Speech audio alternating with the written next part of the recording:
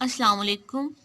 आज हम जिस टॉपिक पर बात करेंगे वो है formulation of partial differential equation.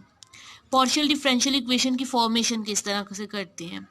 जब भी हमें कोई भी इक्वेशन दी जाती है, सिंपल इक्वेशन दी जाती है, उसको कहा जाता है कि इसकी फॉर्मेशन करें पीडीज में, मतलब इस इक्वेशन को एक पार्शियल डिफरेंशियल इक्वेशन में कन्वर्ट कर दें। तो वो हमारे पास दो तरह से हम कर सकते हैं, elimination of arbitrary constant and elimination of constant functions. हमारे पास दो तरह के केसेस आते हैं, जिसमें एक तो वो हमारे पास इक्वेशन आती है जिसमें हम लोगों ने क्या करना होता है, आर्बिट्रेरी कांस्टेंट को रिमूव करके एक हमने पार्शियल डिफरेंशियल इक्वेशन बनाती होती है, और दूसरा हमारे पास आ जाता है कांस्टेंट फंक्शंस में। जब हम लोग स्टडी करते हैं एलिमिनेशन ऑफ आर्बिट्रेरी कांस्टेंट, तो देन इसमें हमारे पास फर्दर तीन केसेस आ जाते हैं। नंबर वन केस वो होता है जिसमें हमारे पास आर्बिट्रेरी कांस्टेंट और इंडिपेंडेंट वेरिएबल्स इक्वल होते हैं। सेकंड वो होता है जिसमें हमारे पास आर्बिट्रेरी कांस्टेंट जो होते हैं वो हमारे पास लेस देन होते हैं इंडिपेंडेंट वेरिएबल से। और थर्ड हमारे पास ये होता है कि आर्बिट्रेरी जो हमारे पास कांस्टेंट है वो ग्रेटर देन होते हैं हमारे पास वेरिएबल से। इसको हम एग्जाम्पल के थ्रू अगर हम करते हैं तो हमें ज़्यादा अंडरस्टैंडिंग हो जाएगी। जैसे हम इसकी एग्जाम्पल ले लेते हैं फर्स्ट वाले की, जिसमें हमारे पास वेरिएबल और इंडिपेंडेंट जो है कांस्टेंट जो है वो दोनों इक्वल होते हैं। सपोज दैट हमारे पास u is equal to a x plus b y, और इसकी एग्जाम्पल में हमारे पास आ जाएगा u is equal to a into x plus y. और अगर हम थर्ड वाले की बात करते हैं तो उसमें हमारे पास आ जाता है u is equal to a x plus b y plus c x y. ठीक, ये हमारे पास क्या आ जाती हैं, तीनों की एग्जांपल्स आ गई हैं। अब हम सबको एक एक को करके सॉल्व करते हैं, जिससे हम लोग इसका सोल्यूशन फाइंड कर सकते हैं। ठीक है, पीछे अब हम बताते हैं एक और बात जो हमारी मिस हो गई है, वो ये है कि एलिमिनेशन ऑफ कांस्टेंट फंक्शंस। ये कांस्टेंट फंक्शंस वाली कौन क्या है। कांस्टेंट फंक्शंस में ये होता है, इसको हम जनरल फॉर्म में इस तरह लिखेंगे कि f is equal to f of x comma y comma u. हमारे पास जो जिस चीज़ की हम इक्वल रखेंगे वो हमारे पास एक फंक्शंस आ जाएगा u हमारे पास। इसको भी हम लास्ट पे डिस्कस करेंगे। सबसे पहले हम फर्स्ट वाला केस वन को लेते हैं, ये केस टू है और case three. First of all हम केस वन को एक्सप्लेन करेंगे, देन टू को, फिर थ्री को, और देन हम सीखेंगे कि एलिमिनेशन ऑफ कॉन्स्टेंट फंक्शन हम किस तरह कर सकते हैं। जब हमारे पास ये वाला केस आए, केस वन आ जाए कि हमारे पास नंबर ऑफ वेरिएबल्स और हमारे पास कांस्टेंट जो है वो इक्वल हो, तो तब हम जो फॉर्मेशन ऑफ पीडी करते हैं वो इस तरह से करते हैं कि सबसे पहले हम इसका पार्शियल डिफरेंशियल ले लेंगे विद रिस्पेक्ट टू एक्स, तो वो हमारे पास आ जाएगा ए। और अगर हम इसी को y के रिस्पेक्ट से इसी इक्वेशन वन का लेते हैं तो ये हमारे पास आ जाता है y के रिस्पेक्ट से हमारे पास क्या आ जाएगा, b। ठीक है, अब अगर हम a और b की जो वैल्यूज़ हैं इनको हम इक्वेशन नंबर वन में अगर हम पुट कर दें तो हम हासिल कर सकते हैं इसका u इज़ इक्वल टू हमारे पास क्या हो जाएगा, x partial u by partial x plus y partial u by partial y।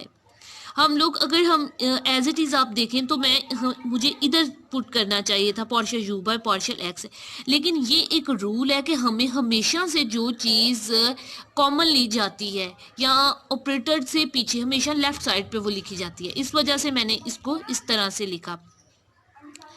ये देखें, अब हमारे पास जो इक्वेशन आ गई है वो पार्शियल डिफरेंशियल इक्वेशन की हमारे फॉर्म में आ गई है। हमारे पास इसमें आर्बिट्रेरी कांस्टेंट हमने रिमूव कर दिया है। हम जो हम ये करते हैं फॉर्मेशन हम करते हैं, इसमें हमारे पास बेसिक हमारा पर्पस ये होता है कि हमने जो होते हैं कांस्टेंट होते हैं उनको एलिमिनेट करना होता है हमारा। आप अगर उसके नाम को देखें तो उससे ही आपको अंडरस्टैंडिंग हो जाएगी। एलिमिनेशन ऑफ आर्बिट्रेरी कांस्टेंट, यानी आर्बिट्रेरी कांस्टेंट, इस मेथड में हमने क्या करना है कि आर्बिट्रेरी कांस्टेंट जो है उसको हमने क्या करना है, एलिमिनेट करना है। आप देख सकते हैं कि हमने फर्स्ट केस कर लिया इस तरह से। अब हम देखते हैं सेकेंड वाला केस। अगर आप ये सेकंड वाला केस देखें तो अब हम इसको किस तरह सॉल्व करेंगे। इसमें हम लेंगे इसका पार्शियल u का हम x के रिस्पेक्ट से लेंगे। ठीक है, पहले तो ये हमारे पास क्या आ जाएगा, x के रिस्पेक्ट से हमारे पास a आ जाएगा। ठीक, अगर हम इसको y के रिस्पेक्ट से लेते हैं तो हमारे पास क्या आ जाएगा, फिर भी हमारे पास a ही आएगा। ठीक, अब अगर हम इसमें हम अगर पुट करें इसको, इक्वेशन को हम वन रख लें हम पहले इसको लेते हैं। हम अगर इक्वेशन नंबर 2 को इक्वेशन नंबर 1 में पुट करते हैं तो हमारे पास आ जाएगा u is equal to partial u by partial x plus y. As जैसे मैंने आपको कहा कि जो कांस्टेंट हमारे होते हैं उसको हमेशा हम क्या करते हैं, x को, उस कांस्टेंट को हमेशा हम लेफ्ट साइड पे लिखते हैं, इस वजह से हम इसको u लिख देंगे। ठीक है, अब हमने जब यूं इसको लिख दिया है तो आप देख रहे हैं हमारे पास एक पीडी बन गई है। ये इक्वेशन जो हमारे पास इक्वेशन नंबर 1 थी उसकी पार्शियल डिफरेंशियल इक्वेशन हमारे पास बन चुकी है। इस तरह के जो हमारे पास होता है जिसमें हमारे पास वेरिएबल्स जो होते हैं वो ज़्यादा होते हैं और हमारे पास कांस्टेंट जो होते हैं आर्बिट्रेरी वो हमारे पास लेस होते हैं, तो उसमें हमारे पास जो होते हैं 2 पॉसिबल सॉल्यूशंस होते हैं। किसी भी इक्वेशन के 2 पॉसिबल सॉल्यूशंस हो जाते हैं, क्योंकि हम अगर इसी इक्वेशन नंबर 3 को इक्वेशन नंबर 1 में पुट करें तो हमारे पास क्या आ जाता है, u is equal to partial u by partial y into x plus y. इसको हम रीअरेंज करते हैं, x प्लस वाई और partial u by partial y। अब हमारे पास ये और ये दोनों हमारे पास पीडीज जो हैं वो ठीक हैं, पीडीज हैं। इक्वेशन नंबर 1 की ये दोनों पीडीज हैं। इसका मतलब ये हुआ कि जब हम लोग सॉल्व करते हैं केस 2 में तो इसमें हमारे पास क्या आते हैं, हमारे पास 2 पॉसिबल सॉल्यूशंस आते हैं, किसी के 2 पॉसिबल पीडीज बनती है हमारे पास एक इक्वेशन की। अब हमारे पास ये थर्ड केस है। थर्ड केस में ये है कि हमारे पास जब हमारे पास जो आर्बिट्रेरी कांस्टेंट है वो ज़्यादा होते हैं और हमारे पास जो इंडिपेंडेंट वेरिएबल्स होते हैं वो हमारे पास कम होते हैं। उस केस में हम क्या करते हैं, सबसे पहले हम x या y किसी एक के रिस्पेक्ट से क्या कर लेते हैं, इसका डेरिवेटिव ले लेते हैं। तो ये अगर मैंने x के रिस्पेक्ट से पहले लिया तो ये हमारे पास आ जाएगा a प्लस ये वाला फैक्टर हमारे पास 0 हो जाएगा और सी वाई। इसी तरह अगर मैं इसका फिर हम लेंगे किसके रिस्पेक्ट से, y के रिस्पेक्ट से इसी का लेंगे, ठीक है, तो वो हमारे पास आ जाएगा b प्लस सी एक्स। ठीक, अब हम क्या करेंगे, इसका डबल डेरिवेटिव लेंगे इस इक्वेशन का। पहले हमने x के, क्योंकि हमने कांस्टेंट को करना होता है, एलिमिनेट करना होता है, इसलिए हमने देखना होता है कि सूटेबल किस तरह की इक्वेशन बन रही है। ठीक है, अब हम क्या करेंगे, इसको रिस्पेक्ट टू किसके ले लेंगे, y के रिस्पेक्ट से हम इसका डेरिवेटिव ले लेंगे। तो ये हमारे पास आ जाएगा c के इक्वल। इक्वेशन नंबर ये 1 है हमारे पास, ये हमारे पास इक्वेशन नंबर 2 है और ये हमारे पास क्या है, इक्वेशन नंबर 3। अब अगर मैं इक्वेशन नंबर 3 की वैल्यू इक्वेशन नंबर 2 में पुट कर दूं तो हमारे पास a की वैल्यू भी आ जाएगी। मतलब मेरे कहने का ये है कि अगर हम इक्वेशन नंबर 3 को 2 में पुट करते हैं तो हमारे पास आ जाएगा partial u by partial x is equal to a plus y partial u by partial y partial of x। ठीक है, अब अगर हम इसको जो a की वैल्यू है, ठीक है, अब हम a की वैल्यू किस तरह हमारे पास निकल आएगी कि अगर हम इसको दूसरी साइड पे ले जाएं, या बोथ साइड जो है हम वो माइनस कर दें y partial u by partial y partial bye partial x, इसके थ्रू हम अगर माइनस कर दें तो हमारे पास आ जाएगा partial u by partial x minus y partial u by partial y partial x is equal to a। ये हमारे पास आ जाएगी वैल्यू a की। जैसा कि आप देख रहे हैं हमारे पास a की वैल्यू भी आ गई है, उसके अलावा हमारे पास c की वैल्यू भी आ गई है। अगर हम अपनी इक्वेशन ओरिजिनल इक्वेशन देखें तो उसमें हमारे पास जस्ट हमें b कांस्टेंट की वैल्यू एलिमिनेट करने वाली रह गई है। तो वो हम किस तरह करेंगे कि ये जो हमारे पास इक्वेशन नंबर 3 में हमारे पास आ गई है वैल्यू c की, वो हम इक्वेशन नंबर 4 में पुट कर देंगे। इक्वेशन नंबर 4 में जब हम इसको पुट करेंगे तो ये हमारे पास आ जाएगी partial u by partial y is equal to b plus x partial u by partial y partial of x। ठीक है, अब हम b की वैल्यू के लिए हम क्या करेंगे, दूसरी साइड पे इसे ले जाएंगे, x partial u by partial y partial of x is equal to b। अब हमारे पास a b और c, यानी इसको अगर मैं इक्वेशन नंबर 6 का नाम, और ये हमारे पास अगर इक्वेशन नंबर 5 है तो देन हम इसको पुट करेंगे। अब हम क्या करेंगे, इक्वेशन नंबर जो हमारे पास 3 है, 6 और 5 जो है इसको हम इक्वेशन नंबर 1 में पुट कर देंगे। ठीक, हमारे पास आ जाता है u इज इक्वल टू, सबसे पहले हम अगर इक्वेशन देखें तो हमारे पास है ax, हम x लिख लेंगे और उसके बाद हम a की वैल्यू हमारे पास आ गई है partial u by partial x minus y partial u by partial y partial by x। ठीक है, अब हम लिखेंगे प्लस y और बी की वैल्यू हमारे पास क्या आई है, partial u by partial y minus x partial u by partial y partial by x.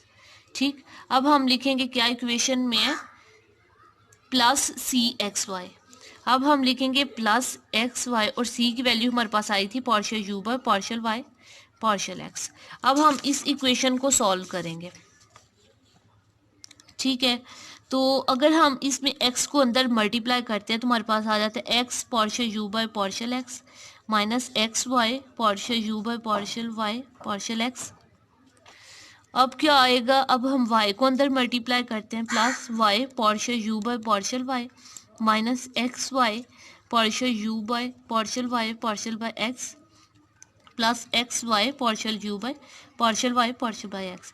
अगर हम देखें तो ये वाला हमारे पास इस टर्म के साथ कैंसिल हो रहा है, तो हमारे पास आ जाएगा x partial u by partial x plus y partial u by partial y minus x y partial u by partial y partial x. ये हमारे पास आ गई यू की वैल्यू। ये हमारे पास जो पीडी बनी है, ये हमारे पास जो थर्ड वाला केस था उसकी ये रिक्वायर पार्शियल इक्वेशन है। अब हम देखते हैं कि एलिमिनेशन ऑफ आर्बिट्रेरी फंक्शन किस तरह से हम कर। अब हम देखेंगे एलिमिनेशन ऑफ आर्बिट्रेरी फंक्शंस को किस तरह रिमूव कर सकते हैं। इसकी एग्जांपल ये है कि u is equal to f of y over x. हम इसको सॉल्व करने के लिए सबसे पहले हम लोग क्या करेंगे, इसका x के रिस्पेक्ट से डेरिवेटिव ले लेंगे। ठीक है, x के रिस्पेक्ट से जब इसका डेरिवेटिव लेंगे तो उसके लिए ये होगा, इसका आ जाएगा और जो इसके आर्गुमेंट्स में है उसका फर्दर डेरिवेटिव आ जाएगा y ओवर एक्स। जब हम इसको सॉल्व करने के लिए हम क्या यूज़ करेंगे, हम लोग कोशेंट रूल यूज़ करेंगे। जब हम कोशेंट रूल यूज़ करेंगे तो हमारे पास इसका सोल्यूशन आ जाएगा minus y over x square f prime of y over x. Similarly जब हम अब हमने क्या करना है कि इक्वेशन नंबर जो 2 है इसको हमने मल्टीप्लाई करना है x के साथ, इक्वेशन नंबर 3 को मल्टीप्लाई करना है किसके साथ, हम लोगों ने इसको करना है y के साथ। हमने लिखा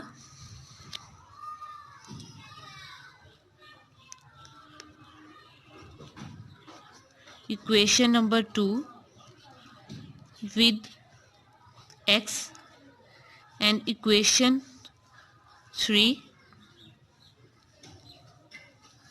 विद y।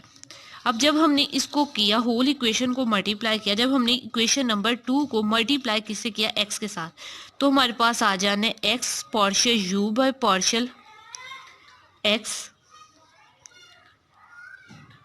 और फिर हमने उसमें ऐड कर दिया इक्वेशन नंबर 3 को, उसको किसके साथ मल्टीप्लाई किया था हमने y के साथ, plus y partial u by partial y।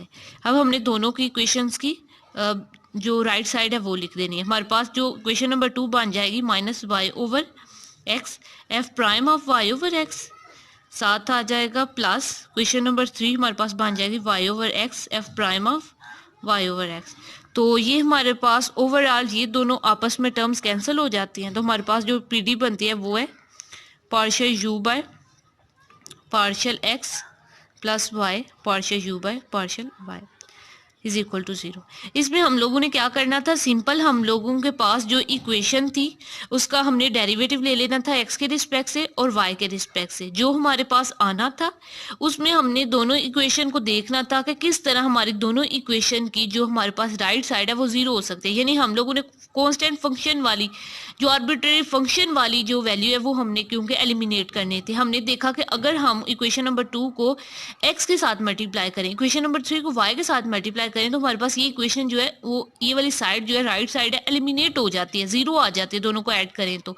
इसलिए हमने इसको x के साथ मल्टीप्लाई किया, इक्वेशन नंबर 3 को y के साथ मल्टीप्लाई किया, दोनों को ऐड किया, तो हमारे पास जो ये फंक्शन वाली वैल्यूज थी ये एलिमिनेट हो गई, तो हमारे पास सिंपल पार्शियल डिफरेंशियल इक्वेशन आ गई। होप सो आप लोगों को समझ आ गई होगी कि किस तरह हम अगर हमें कोई भी इक्वेशन दी गई हो तो उसमें हम किस तरह एलिमिनेट कर सकते हैं आर्बिट्रेरी कांस्टेंट को और आर्बिट्रेरी फंक्शंस को। अगर आप में से किसी का कोई भी क्वेश्चन है तो कमेंट बॉक्स में पूछ सकते हैं। Thank you.